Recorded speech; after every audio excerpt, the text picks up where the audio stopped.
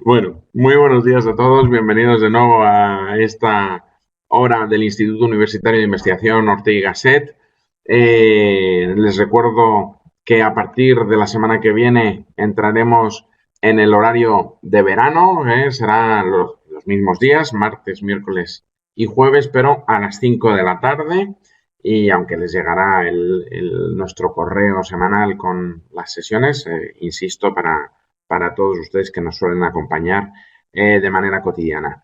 Hoy nos acompaña una persona muy querida en nuestra casa, que es la profesora Carmela Calés Bordet. Ella es investigadora, académica, universitaria, catedrática de bioquímica y biología molecular de la Universidad Autónoma de Madrid, pero como de esas rara avis que a veces uno se encuentra en el mundo académico, además de ser una excelente bioquímica y una excelente bióloga molecular, por lo que dicen, porque yo no sé mucho de biología molecular y de bioquímica, pero su fama le precede.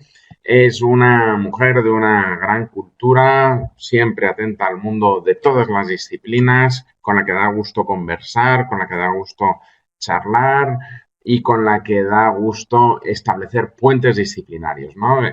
Carmela Calés tiene una visión multidisciplinar de la realidad, siempre ha tenido una ambición como académica y como gestora de crear espacios de conversación y diálogo científico y cultural. Ahora mismo es vicerrectora de internacionalización por la Universidad Autónoma de Madrid, pero como digo, es una apasionada de la ciencia que ha sabido hacer de su pasión su día a día, ¿no? De esta pasión por la ciencia y la cultura en un diálogo permanente, su pasión cotidiana en su gestión y en su vida docente e investigadora. De hecho, fue directora de la Unidad de Cultura Científica de esta universidad. Por tanto, para nosotros es una persona especialmente vinculada, iba a decir, a nuestro instituto, a la visión y cosmovisión que procuramos ofrecer desde el Instituto Ortega y Gasset, pero en realidad creo que sería muy acertado decir que es una persona especialmente vinculada a esa fusión orteguiano-marañoniana, donde queremos fomentar ese diálogo multidisciplinar.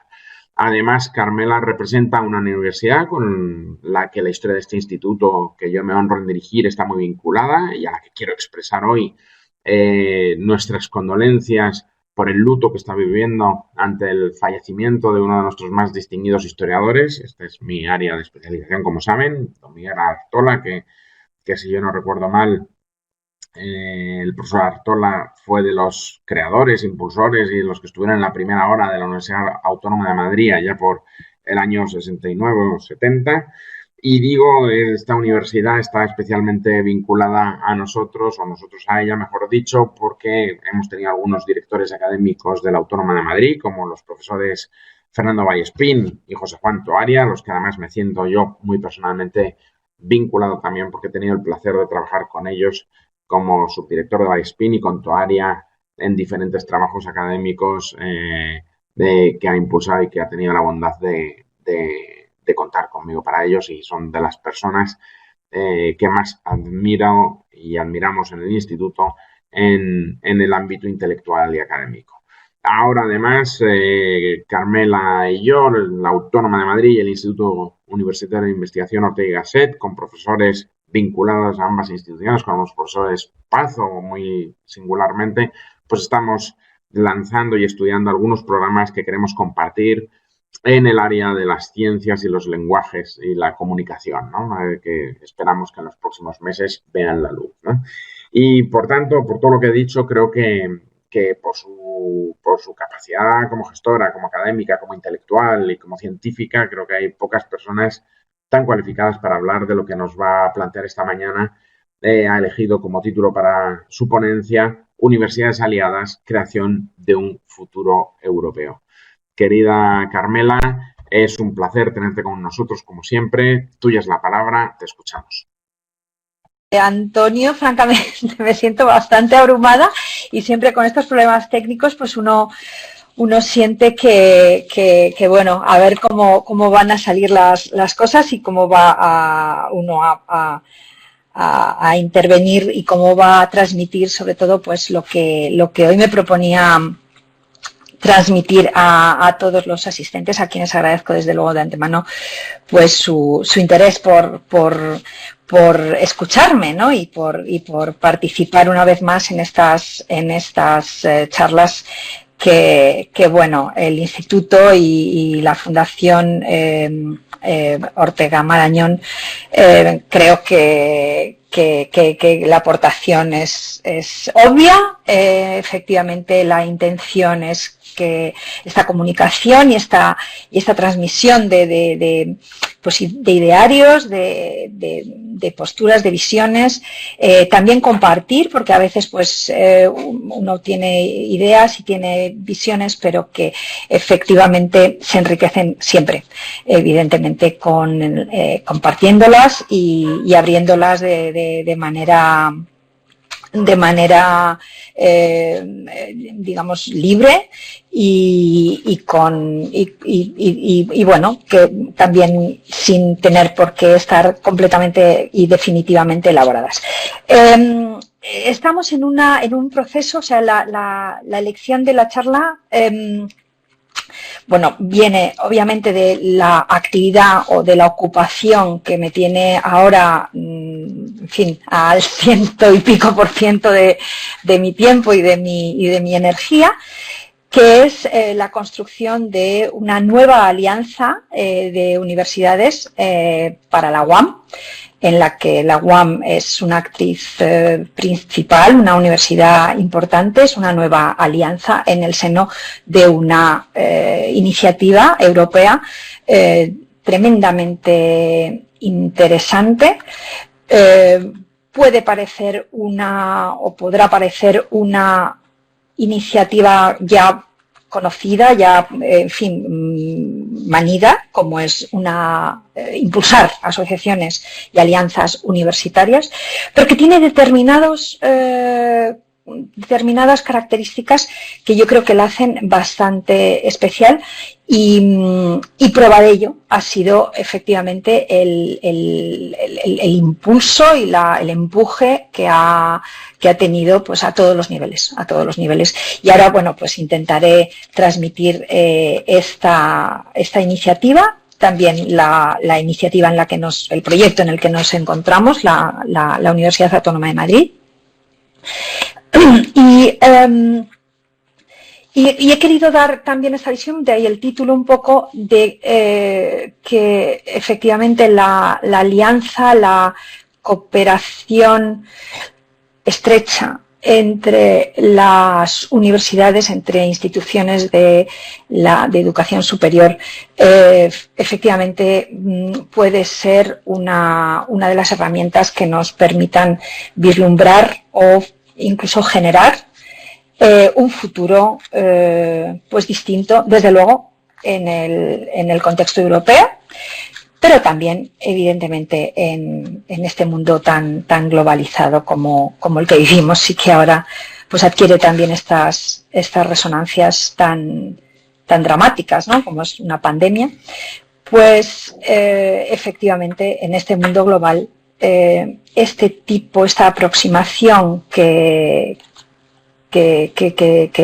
determina pues la interacción íntima entre universidades, puede efectivamente ser un punto de lanza, en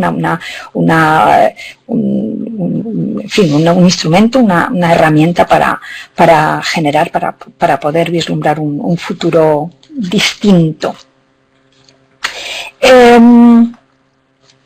Claro, alianzas universitarias, igual que para cualquier institución, el aliarse entre pares siempre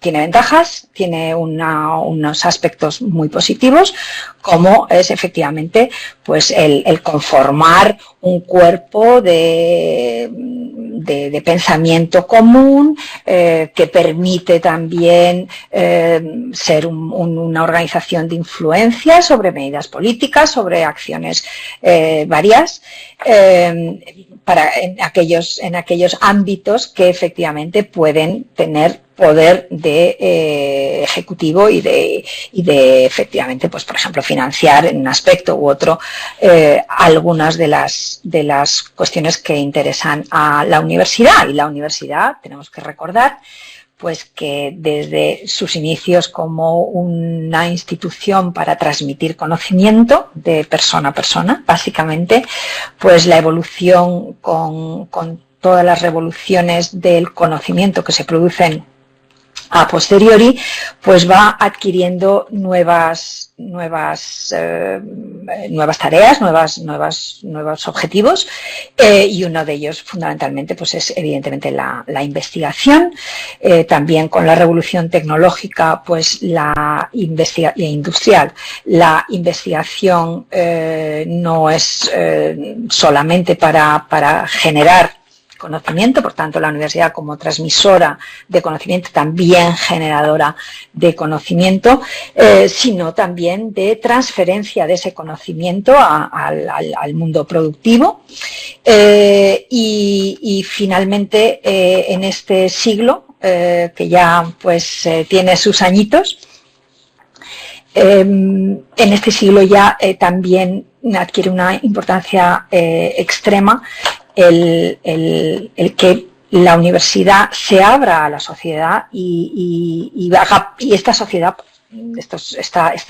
este entorno social, actores sociales que no son estrictamente los conformadores de la universidad, profesores, académicos, investigadores, formen parte de la universidad y bueno, pues a la transferencia entre la maquinaria que es la de conocimiento y de pensamiento y de espíritu crítico que es la universidad, realmente fluya muy dinámicamente, muy fácilmente entre, como digo, esta universidad y la sociedad.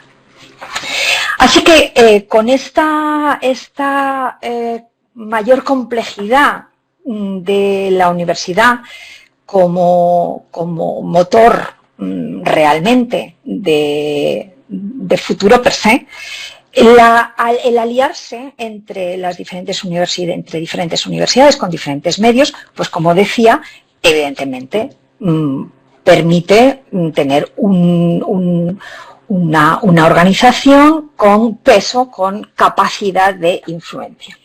También, evidentemente, de cooperación, es decir, es mucho más fácil en un ámbito donde hay una asociación, donde hay unas reuniones periódicas, donde hay una visión, donde se trabaja para una visión, una misión conjunta, pues evidentemente la cooperación científica o técnica, académica, pues parece más sencilla.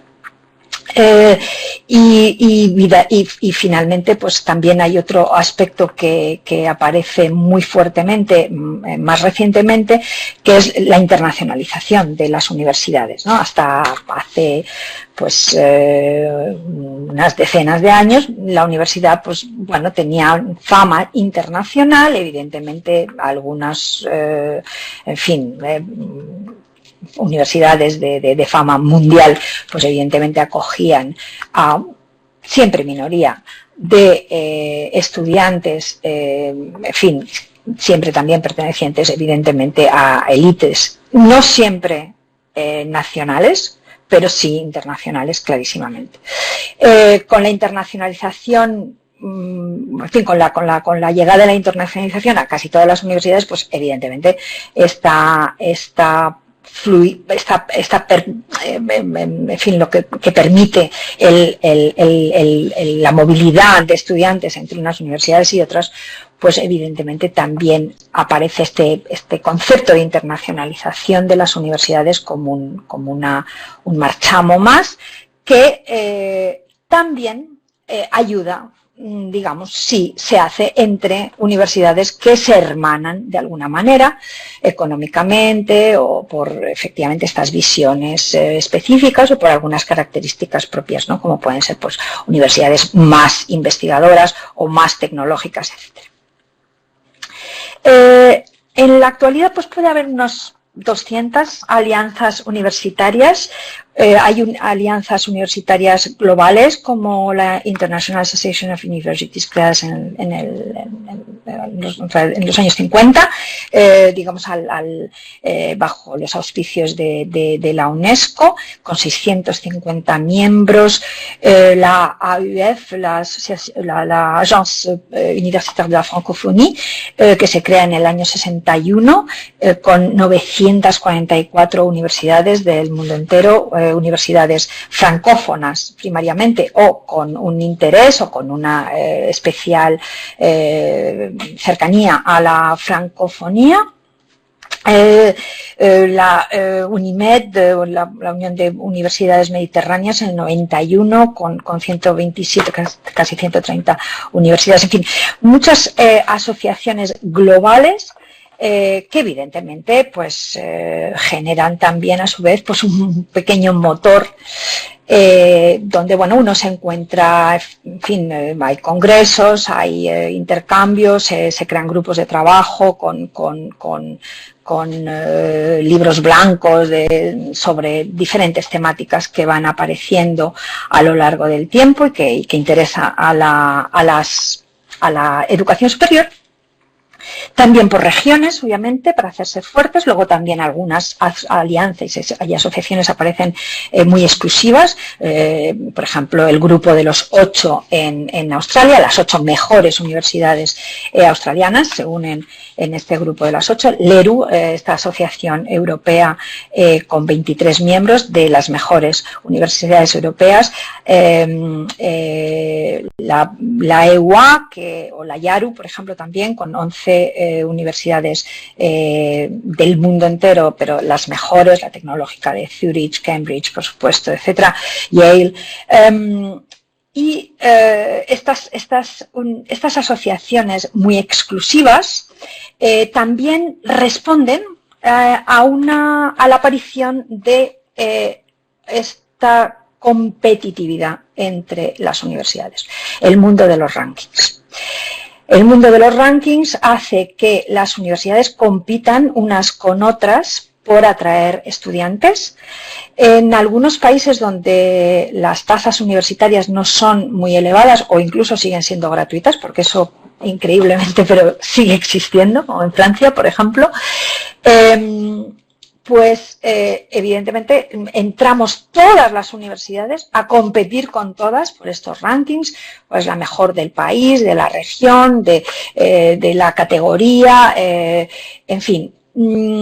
Y claro, de alguna manera estas dos cuestiones, la competitividad por un lado y por otro la asociación que claramente tiene su interés en mantener para hacer esta fuerza entre universidades frente a los agentes políticos, los agentes financieros, en fin, incluso los propios estudiantes, ¿no? Como entramos en una dinámica un poco distinta de competitividad entre universidades. Y entonces, pues claro, aparecen ciertas universidades que son siempre las mejores, que atraen ahora a estudiantes del mundo entero. Obviamente su calidad es innegable, pero también es verdad que sus medios son en fin, también incomparables a los de muchas otras universidades que sin embargo tienen alta calidad y que evidentemente pues también, pero que sufren mucho de este carácter competitivo. Bueno, pues en el medio de esta situación donde hay mucha competitividad y donde sin embargo es claro que las alianzas entre instituciones, concretamente entre las universidades, pues permiten efectivamente potenciar y promover visiones comunes. Por ejemplo, la Universidad Autónoma de Madrid junto a la Carlos III de Madrid, junto a la Universidad Autónoma de Barcelona, junto a la Pompeu Fabra de Barcelona, crea la alianza Cuatro Universidades hace ya unos años y gracias a esta alianza, por ejemplo, se empiezan a generar algunos grados que por separado sería muy difícil de conseguir porque son muy multidisciplinares. Por ejemplo, el grado de filosofía, ciencias políticas, filosofía, ciencias políticas y economía, que ya lleva varias ediciones. Ahora vamos a lanzar el grado abierto en ciencias, es decir, un grado evidentemente de ciencias, pero que es muy que permite, digamos, una visión más holística de científica, y por tanto las salidas pues pueden ser más variadas, o uno que todavía no está no está puesto, en fin, no va a empezar ya, pero empezará el año que viene, el curso que viene muy probablemente. Vamos al curso que viene, el siguiente, el 21-22, que es un grado de Ciencias y Humanidades, con un perfil, fíjense, pues tremendamente global, holístico, muy multidisciplinar. Bueno, esto hubiera sido muy difícil que una universidad por sí misma hubiera podido realmente conformarlo, pero además es que tiene un valor intrínseco para el estudiante, que tiene que pasar un semestre en cada universidad, en dos grandes ciudades como son Madrid y Barcelona para nuestro país, y evidentemente está expuesto a diferentes, culturas locales. No solamente me estoy refiriendo a la comunidad catalana o la comunidad madrileña, sino realmente cada universidad tiene su pequeña cultura y su pequeño, idiosincrasia, y esto para el estudiante también es enriquecedor. Bueno, pues en el seno, como digo, de esta tendencia, digamos, a la asociación entre universidades, nos encontramos que en Europa tenemos unas universidades de bandera que son unas pocas, y muy concretamente las británicas, que evidentemente con Cambridge y Oxford siempre copan los primeros puestos de los rankings, junto con las grandes universidades americanas y, por supuesto, algunas asiáticas. También este efecto de las asiáticas hace que universidades de tremenda calidad en Europa empiecen a tener que competir entre ellas.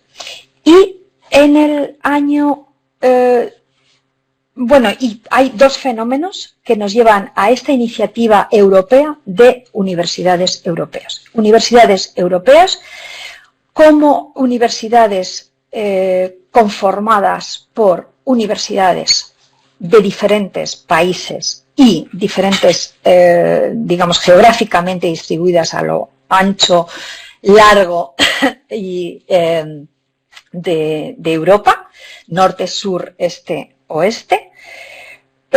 Y estas universidades europeas aparecen, como digo, gracias a dos impulsos fundamentales. El primero es la visión en Europa de crear un espacio común europeo, un espacio, un espacio común europeo, pero que comprende todas las etapas educativas, desde infantil hasta la educación superior, y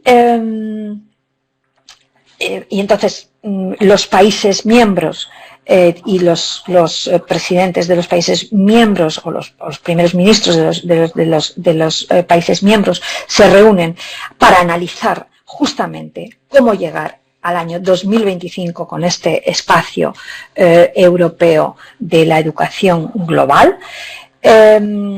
Y por otro se une una propuesta de el presidente Macron de Francia, que ya exponía en el inicio del curso 2017-2018 en la Sorbona, en la nueva Sorbona, que era la unión de varias universidades que tras el mayo del 68 se habían disgregado como medida un poco de no potenciar estos movimientos de masa tan poderosos y tan eficientes que llevaron al mayo del 68.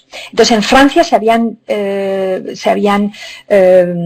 hecho pequeñas universidades, se habían fragmentado las universidades y ya antes del presidente Macron se había iniciado, con bastante financiación encima de la mesa, el potenciar la reunión de universidades que antes eran una, o incluso universidades que siempre habían sido 2 o 3 universidades distintas, pero se pensó en Francia que esta unión de universidades podía crear universidades francesas de peso equivalente al que podíamos pensar del mundo sajón o del mundo asiático, que emerge a principios de este siglo, evidentemente con una fuerza realmente imponente.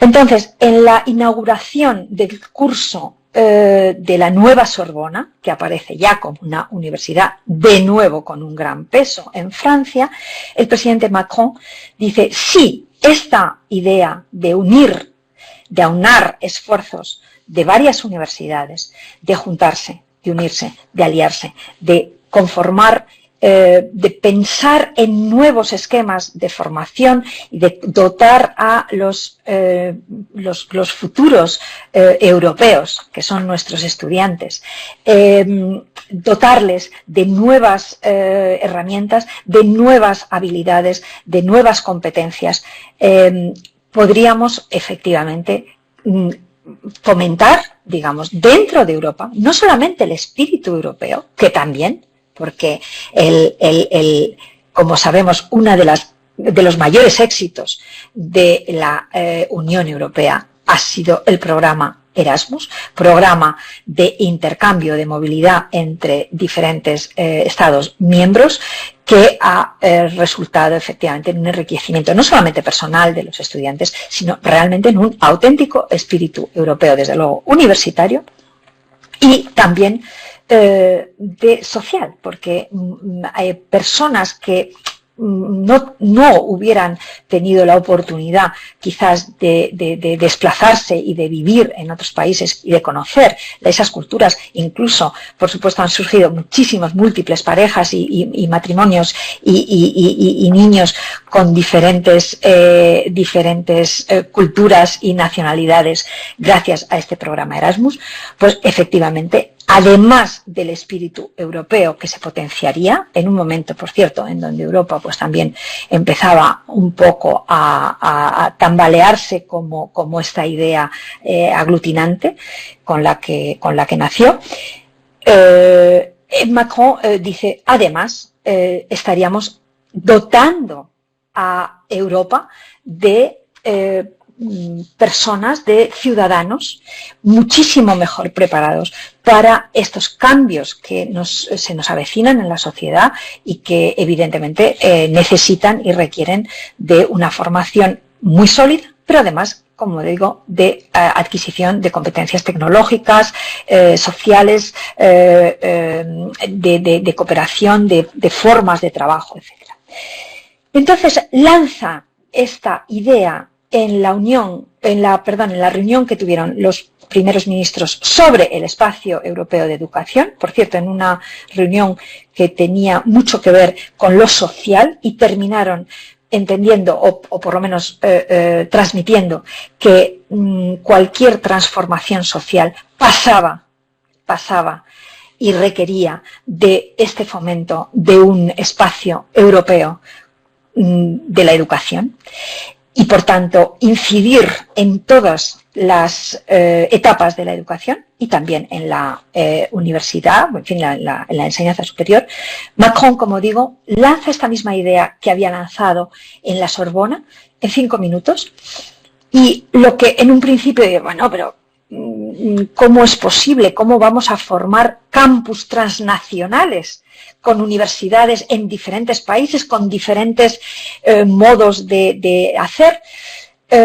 Pero realmente, como digo, la idea que en un principio pues chirría un poco, no es fácil, no, las universidades también pues son maquinarias pesadas, como no podía ser menos.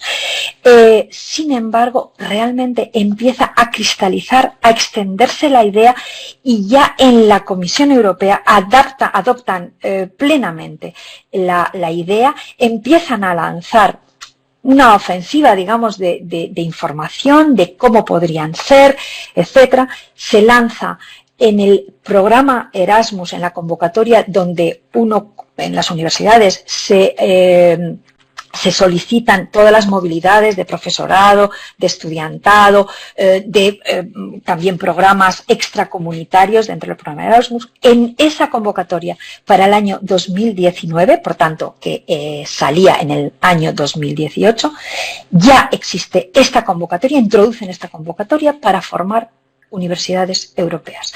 Alianzas de al menos 3 miembros, 3 universidades, con un máximo de 8, de al menos, por supuesto, 3 estados miembros, a ser posible con un equilibrio geográfico, y donde lo que se solicita, básicamente, es un proyecto de una institución de educación superior, una alianza de universidades ambicioso, un proyecto ambicioso para generar un campus interuniversitario transnacional con reconocimiento de créditos, con la posibilidad de que los estudiantes que entran, por ejemplo, a estudiar en la Universidad Autónoma de Madrid, realmente entran en una universidad europea con unos socios que ya no son socios como en las asociaciones que como he explicado, pues todas estas, tanto globales como europeas, la EUA, el grupo Coimbra, que son asociaciones importantes con decenas o centenares de miembros, y que evidentemente trabajan, grupos de trabajo, pero en este caso no, es formar un núcleo de universidades donde se genere una visión común, una misión común, una estrategia a largo plazo educativa, de investigación, de innovación, de movilidad, donde se genere, donde se comprometan también a ese acercamiento a la sociedad, ese acoger a la sociedad, a los actores sociales del entorno en su seno, y que coparticipemos en la generación efectivamente de programas de futuro, donde ciudadanos europeos encuentren en estos grandes núcleos universitarios, y de los que se beneficiarán, por supuesto, las universidades que en principio forman parte, pero que además evidentemente atraerá o generará evidentemente unos movimientos en los cuales todas las universidades podrán beneficiarse. Se lanza esta convocatoria, se presentaron 54 proyectos, 17 fueron seleccionados, pero fíjense, el proyecto comprendía en un principio, o pensaban que iban a ser 6 proyectos financiados, 6 posibles campus transnacionales interuniversitarios en Europa. El proyecto se duplicó 2 semanas antes de que terminara la fecha de presentación de los proyectos en febrero del 2018. Del 2019. Y durante el proceso de evaluación, que fue desde finales de febrero hasta el mes de junio del 2019, el año pasado, todavía recolectaron, digamos, mayor financiación para el programa, porque había, de los 54 proyectos que se presentaron, 17 absolutamente indiscutibles. Así que en esa duplicación del presupuesto previo a la fecha de terminación del plazo de presentación de los proyectos, y esta incluso potenciación del proyecto, por supuesto, los gobiernos implicados en estos proyectos que fueron seleccionados en estas universidades europeas, con más de un país conformando dicha alianza, pues evidentemente se pusieron en movimiento, las han apoyado económicamente, en mayor o menor medida, obviamente. Francia ha sido un país que los ha impulsado en gran medida y evidentemente ha sido también generosa en la financiación. Y tal fue el éxito que se hizo una segunda convocatoria que terminó este pasado mes de febrero, donde se han presentado unos 60 y pocos proyectos y probablemente se ha duplicado el presupuesto al que se dedicó el año pasado a los 17 primeros consorcios, y probablemente terminarán con 25 nuevos consorcios. De estas 17 consorcios, bueno, uno de ellos es en el que participa la Universidad Autónoma de Madrid, con otras 7 universidades: la Universidad de Estocolmo, la Libre de Bruselas, la de Tübingen, la de Atenas, la Nacional Capodistriana de Atenas, la Sapienza de Roma, y la Universidad de Bucarest y la Universidad de Aix-Marseille, que es uno de los ejemplos de estos en Francia, de fusión de dos universidades, de dos universidades, con un campus que ahora, pues evidentemente, es uno de los campus más importantes de la República Francesa.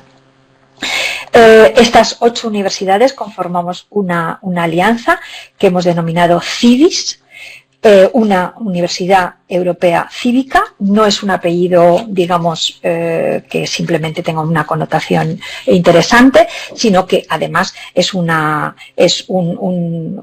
marchamo, digamos, de una universidad cuya objetivo es estar absolutamente alineada con su territorio, y este territorio, cada una de estas universidades, estar unido, haciéndolo global, con también una singularidad. Esta Universidad CIVIS tiene una misión de atraer, digamos, a sus socios africanos del norte de África y del África subsahariana, para efectivamente conformar redes que pudieran ser imágenes especulares a CIVIS, y por tanto incidir en los retos y buscar soluciones a los retos que tiene nuestra sociedad en salud, que bueno, ahora es de rabiosa y triste actualidad, pero también de retos tecnológicos, de cómo integramos las humanidades, las ciencias sociales a todos los niveles, etcétera. Antonio, yo creo que bueno, era esta visión muy general, en fin, no me ha dado tiempo de profundizar demasiado. Simplemente quiero incidir en el éxito que tuvieron las universidades españolas en esta primera convocatoria. De los 17 consorcios, 11 tienen una universidad española. Por supuesto estamos las mejores universidades españolas en alguno de ellos, pero algunas otras me han parecido de tremendo interés y significativas que estuvieran, como es la Universidad de Cádiz, que lidera, de hecho, que coordina uno de los 17 consorcios, especializándose en ciencias marinas y por tanto, bueno, en ciencias del mar, y por tanto, bueno, pues cada una va a desarrollar proyectos que permitan justamente ser modelo para el resto del sistema universitario europeo. Yo creo que con esto, si os ha parecido bien, pues podríamos profundizar en otra charla. Bueno, como siempre, Carmela, muchísimas gracias. Me abrumas con tantos datos y tan suscitadores de la reflexión, ¿no? Porque efectivamente los desafíos que se nos plantean a la hora de la cooperación académica, universitaria e investigadora, y también docente, porque ya desde hace varios años pues la cooperación docente nos abre también unos escenarios fascinantes, ¿no? Ya hay algunas preguntas, yo me reservo alguna para el final, para estos 14 minutos que nos quedan de hora de entrega. Daniel Castillo te pregunta si crees que es un problema grave que las universidades se vean como competidoras más que como aliadas, ¿no? Y señalas claro, si las investigaciones que se llevarían a cabo en las universidades serían más efectivas si la cooperación fuera mayor. Y lo enlazo con una pregunta que he leído de Nacho Lobo, esto es. Nacho Lobo dice, siento que hoy en día los profesores están más preocupados en investigar que en formar, ¿no? Que en la formación. Veo departamentos en los que muchos profesores prácticamente están descargados de docencia porque practican y participan en proyectos de investigación, ¿no? Y esa alianza entre ambos. Sí. Bueno, sí, efectivamente, vamos, yo desde luego veo que la competición entre universidades, o sea, a priori no me gusta, no es un campo en el que yo personalmente me mueva a gusto. Evidentemente la ciencia es competitiva, sin duda alguna, y además lo ha sido siempre, no es una cosa de nuestro tiempo, digamos, ni de nuestra sociedad altamente competitiva, por otro lado. Pero la competitividad entre universidades es que, francamente, me parece... Es decir, yo creo que hay sitio para todos y que, efectivamente, cada uno tendría que encontrar su fortaleza. Por eso, justamente, he sacado este último dato de la Universidad de Cádiz.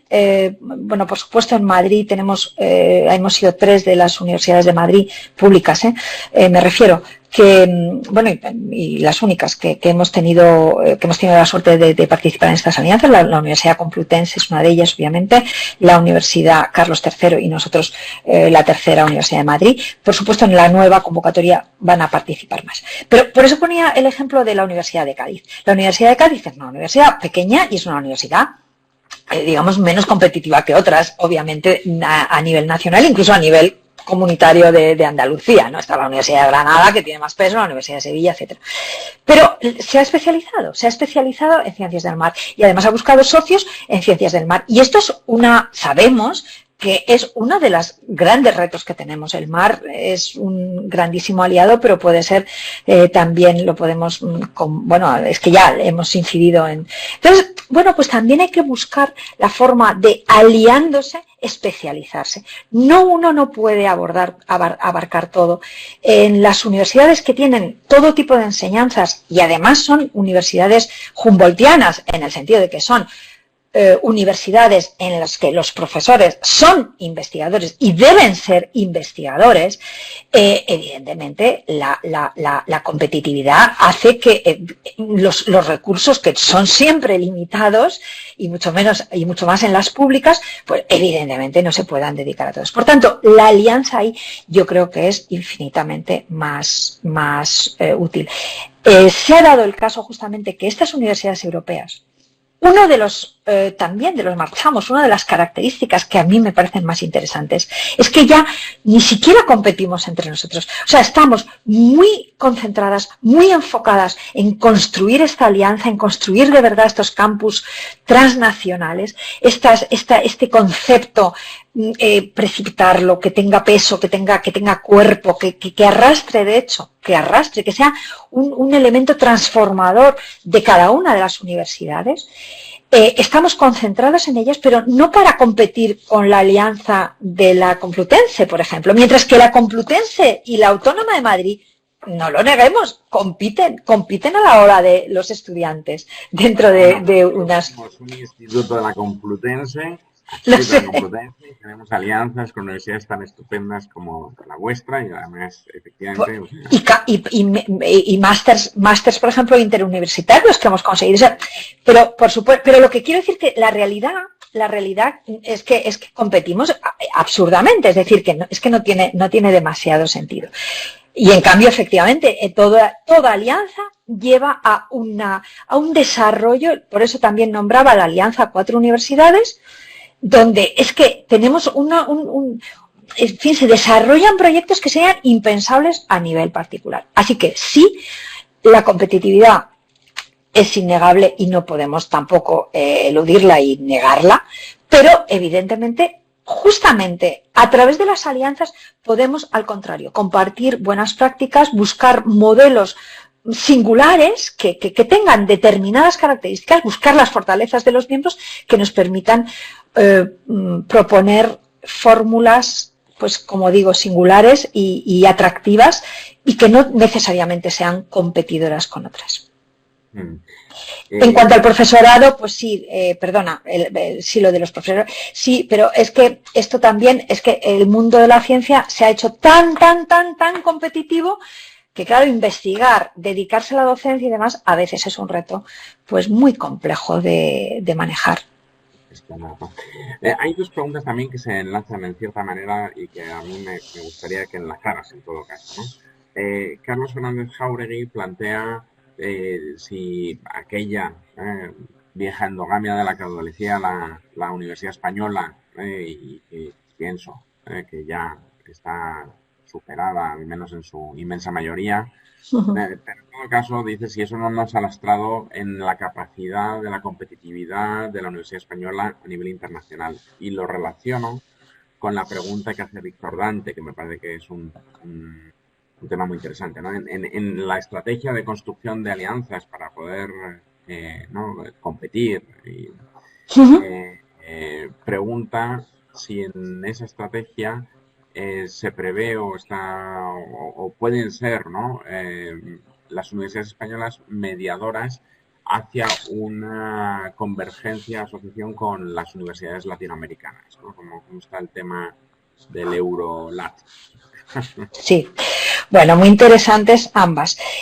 Vamos a ver, la endogamia, sí, bueno, es un problema multifactorial, como algunas enfermedades, ¿no? Que no tienen una causa, no son monogénicas, ¿no? Saco aquí la vena de bióloga molecular. Evidentemente, no, es multifactorial. Hombre, yo creo que uno de los mayores males es la financiación. Es decir, las fuentes de financiación de algunas universidades, pues es que no son comparables. Entonces, la financiación es uno de los graves problemas, pero también también, por supuesto, la endogamia. Yo creo que eso está muy superado y yo creo que las universidades lo que pretenden es quedarse si están dentro o si no, atraer a los mejores talentos. Eso, vamos, clarísimamente. No creo que haya ahora mismo ningún prurito por mantener a las personas de dentro, porque sí, es decir, no es potenciar a las personas de dentro y mantenerlas siempre y cuando evidentemente nos sirvan para nuestros fines, que es siempre el incrementar la calidad para la formación de nuestros estudiantes y también evidentemente para las otras actividades que son también inherentes a la universidad.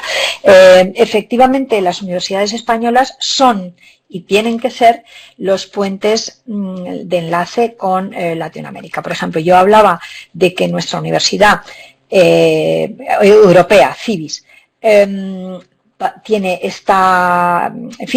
tiene como este marchamo África del Norte y subsahariana, y es simplemente porque nació de un núcleo que era la Universidad de la Sapienza, ex Marsella, y nosotros justamente en un pequeño, digamos, piloto de estos campus transnacionales. Era un campus transnacional del norte del Mediterráneo, del norte del Mediterráneo, ¿no? Y era justamente para potenciar, digamos, las asociaciones con el norte del Mediterráneo. Pero evidentemente nuestra posición, y las universidades españolas en general, tienen esta cercanía y esta hermandad y esta tremenda, histórica relación con Latinoamérica y con las universidades latinoamericanas, que, vamos, desde luego van a ser de los socios, de las universidades socias, que se van a beneficiar clarísimamente de esta iniciativa. Tanto para tomar ejemplo, o para, efectivamente, hacerse simplemente satélites de estas universidades, ¿no? Y entonces el intercambiar ahora con la Universidad Autónoma de Madrid, o con la Universidad Complutense, o con la Universidad de Granada, o con la Universidad de Barcelona, que todas estamos en una universidad europea, ya no es estar en intercambio con la Universidad Autónoma, es estar en intercambio con la Universidad de Tübingen o la Universidad de la Sapienza, o la Universidad de Estocolmo. Así que yo creo que va a ser de gran beneficio a nivel mundial. Bueno, las dos últimas preguntas las plantean José María Pajón y Luis Cuervo, y en cierta manera están muy relacionadas porque tienen que ver, como dice José María Pajón, con el I+D+I europeo y cómo se articula dentro de de la unión, esa colaboración entre las universidades, ¿no? Y Luis Cuervo pregunta cómo podrían estas convocatorias ayudar a fomentar la especialización regional inteligente que promueve la Unión Europea, el RIS3, y que a su juicio es fundamental para fomentar esa competitividad en el buen sentido de la palabra. Pues muchas gracias a ambas preguntas, porque efectivamente en la iniciativa, digamos que se fomenta, se empuja, se diseña y se delinea a través de la parte educativa y de formación y formativa y de cursos, pero en todo momento se asocia con las otras estrategias europeas. De hecho, evidentemente, el programa H2020, que está finalizando ahora, ya en este año ha sacado una convocatoria específica de I+D+I para universidades europeas, con el fin de que no solamente las universidades europeas conformen esta estrategia común educativa y de titulaciones y de, evidentemente de nuevas aproximaciones donde la ciencia y la innovación esté más entroncada con la educación, sino fortalecer también la cooperación en I+D+I. Y evidentemente una convocatoria de SWARS ya es exclusivamente para universidades europeas. En cuanto a la especialización regional, bueno, clarísimamente, nuestra universidad cívica, evidentemente una cosa de las que proponemos es la conformación de lo que hemos llamado Open Labs, laboratorios abiertos, laboratorios vivos, en donde hay diferentes actores alrededor de una mesa y donde proponemos proyectos conjuntos. Por supuesto están los estudiantes, la comunidad universitaria en sus diferentes características, vamos, atributos, digamos, los profesores, están los investigadores, o los profesores como investigadores, están los estudiantes, está el PAS, están pues oficinas de cooperación, en fin, diferentes oficinas, y luego actores externos. Y dentro de los actores externos está la Comunidad de Madrid y están los municipios que están cercanos a nuestra universidad.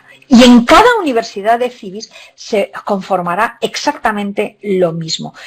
¿Cuál es la intención? Pues que efectivamente las regiones también participen de estas iniciativas, que también se integren y se inserten a través de las Smart Special SSR, efectivamente. Así que efectivamente quiero decir que empezó por un hilo, pero evidentemente en la comisión se ha visto cómo va a afectar prácticamente a cualquier aspecto de la educación superior o de las actividades asociadas a la educación superior. Pues muchísimas gracias, Carmela. Puntual, como siempre, precisa y rigurosa. Tu hora de Ortega ha sido la hora de la Carmela Cadena. Ha sido un auténtico placer siempre tenerte con nosotros. Ya sabes que es tu casa y que nos sentimos muy contentos de contar contigo para tantas cosas. Oye, Antonio, muchas gracias, muchísimas gracias. Ha sido un placer y un grandísimo honor, ¿eh? Estoy encantada. Y abierta a si queréis cualquier otro tema, pues claro, estaré encantada de repetir. Porque esto ya ha llegado esta hora de la Ortega que nos ha traído la COVID-19 y ha llegado para quedarse, no se va a ir aunque acabe el conflicto. Maravilloso. Maravilloso. Y muchísimas gracias a todos los asistentes y las preguntas que han sido interesantísimas. Sí, un gran placer escucharte siempre, ¿eh? Y a todos ustedes les invito a regresar con nosotros el próximo martes a las 5 de la tarde. Recuerden, ya entramos en verano, ya estamos algunos con el polo, porque ya los grados empiezan a ser muy sustantivos y también, bueno, pues para favorecer, ¿no?, este afortunadamente retorno paulatino, ¿no?, a la cierta normalidad en algunas de nuestras ciudades. Pues hemos decidido cambiar ese horario en la idea de que nos va a ayudar a todos continuar disfrutando de estas sesiones que están resultando tan interesantes como la que hoy hemos tenido con la profesora Cales. Muchísimas gracias y buenas noches. Gracias a todos. Adiós.